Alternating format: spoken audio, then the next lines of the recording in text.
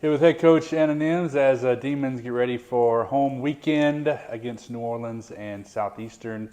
And before we even talk about Thursday's game against the Privateers, Coach, I know the pride that you have from that win on last Thursday at Corpus, still probably radiating, even though as you're preparing for this week. But how describe that game? A weird game.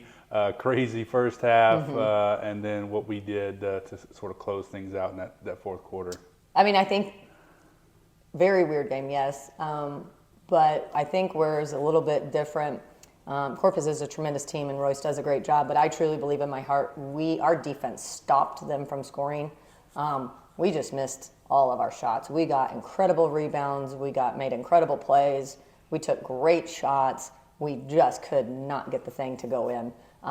So although we didn't score, I was proud of our offense. I was proud of the rebound kickouts. I was proud of the shots we were taking. But even more so, I was proud of the defense because on the defensive end, obviously that's where we were able to stay in the game when you only scored 9 points and a half. Thankfully, they only scored 8. But again, I think it was our defense. I think the girls defensively really took them out of their offense, whereas for us, I feel like it was more we just could not hit the shot. But I think we were running good stuff, and I think they were executing, and I think they took quality shots, no wasted possessions really. And then in the second half, I think what's really impressive is we got down. I think Corpus came out gunning, and I don't think we matched that out of the third, but then we caught back up, and I think it takes incredible maturity after a game that's 8 to 9 at half to come out and we immediately got down. I think it shows incredible maturity to tighten it up, and then we went on our own run. And so it was impressive. Like as odd as the game was, if you were not a part of it, it probably looks like a bad game to some. It was actually a really good game. And then at the end, players made plays and kids stepped up. I was proud of, Maya obviously had 90% of her points there in the fourth quarter. I thought it was impressive. Sharna got in foul trouble, was sitting and came off the bench and hit a couple big threes. I think the officials took one away from her. Her footwork, that's very much the style of basketball. And she hit that one too. So I think she should have gotten 3 threes, but she hit 2. And V made a real big 3 down the stretch. Like players just made plays at the end, and they decided they wanted to win, and they took that game. So incredibly proud of them. Now fast forward, it was Kim Mulkey, and I'm probably going to mess it up, but she said if what you did yesterday is still so big that you're thinking about it today, you really haven't done much today. That was not it verbatim, but it's the intent. And so although we're excited about it, we absolutely moved on the day we stepped foot on practice and on Saturday. And I think you mentioned the big plays. Obviously, Jazz hitting those free throws at the end were massive as well. And I think it's maybe indicative of what this team is really maybe starting to figure out and become as they're learning how these late game situations feel and how to succeed in them, which is going to be massive. Yeah, and to your point on Jazz, obviously 2 really clutch free throws. But then what doesn't show up in the stat book, like Jazz has a significant amount of blocks, and obviously that's a stat line, but the altering shots and altering decision making, she doesn't get credit for. It's not in the stat book, and doesn't normally land her behind the camera, but it's very much the reason that our defense is being as effective as it is, because she's clogging up areas and able to show help in a way that a lot of fives can't. She's just got great lateral foot speed. She's a good on-court presence.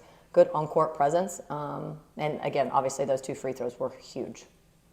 What does it say about the ability, like you said, for Sharna to come out, hit those shots, and those big plays that happen where maybe the past years they haven't happened?